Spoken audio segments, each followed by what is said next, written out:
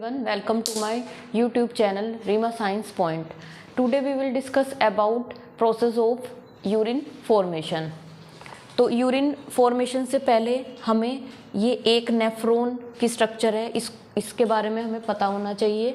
इससे पहले हमने किडनी की स्ट्रक्चर के बारे में आपको बताया था और हमने बताया था कि एक किडनी में around in each kidney around 10 lakh nephron present होते हैं। तो in this way both of kidney contain 20 lakhs nephron. और जो कलेक्टिंग टिब्यूल है, कलेक्टिंग टिब्यूल्स में हमारे 250 से 300 अराउंड जो नेफ्रॉन है वो आकर क्या करते हैं, यहाँ पर ओपन होते हैं। तो in this way collecting tubule is not a part of nephron but all nephron are open into a collecting tubules. तो देखते हैं नेफ्रॉन में क्या क्या होता है। बोमेन्स कैप्सूल होता है और उसके बाद आप यहाँ पे देख रहे हैं ये दो पार्ट्स तो इसमें कैप्सूल फॉर्म में होते हैं, बोमेन कैप्सूल। और एफरेंट आर्टियोल क्या करती है, ये हार्ट से ब्लड को लेके आती है। एफरेंट आर्टियोल कहाँ, ये लेके आती है ग्लोमेरुलस में। तो यहाँ पे क्या होता है, यूरिन का फिल्टरेशन होता है।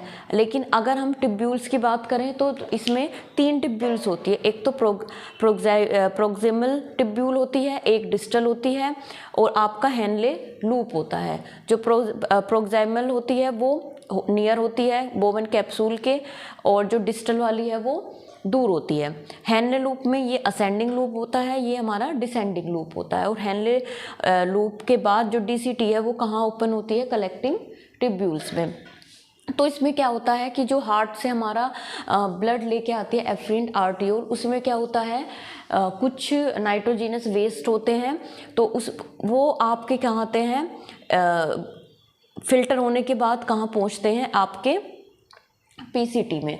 लेकिन उसके बाद क्या होता है कि आपका जो एफरेंट आर्टियोल है वो भी माइन्यूट टिब्यूल्स में क्या हो जाती है, ब्रेक हो जाती है और पीसीटी और डीसीटी के चारों तरफ एक अराउंड स्ट्रक्चर बना लेते हैं। And also around structure made from around Henle loops. तो इसमें क्या होता है कि जो भी ब्लड आया, तो मैं यहाँ अलग से बना रही हूँ कि जो हमारा ब्लड आया, तो ये जो एफरेंट आर्टियोल ने क्या बनाया है, अराउंड द टिब्यूल्स यानी कि पीसीटी और टीसीटी के चारों तरफ जो इन्होंने क्या बनाया है, कैपिलरीज लाइक स्ट्रक्चर बनाई है।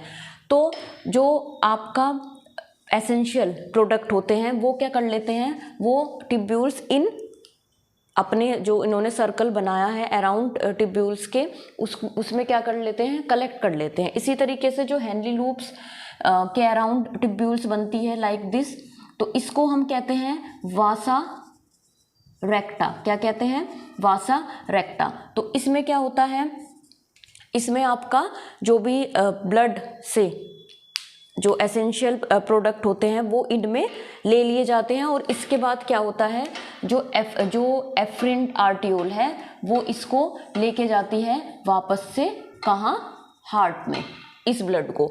और बाकी जो ब्लड बचा मीन्स जिसमें आपका क्या है, नाइट्रोजिनस वेस्ट है, वो आपका कहाँ इकट्ठा हो जाता है, कलेक्टिंग टिब्यूल्स में। और यहाँ पर आपका क्या होता है, ये यूरिन की फॉर्म में कहाँ पहुँचता है, यूरेटर में, फिर पहुँचता है आपका यूरिनरी ब्लैडर में और उसके बाद यूरेथ्रा।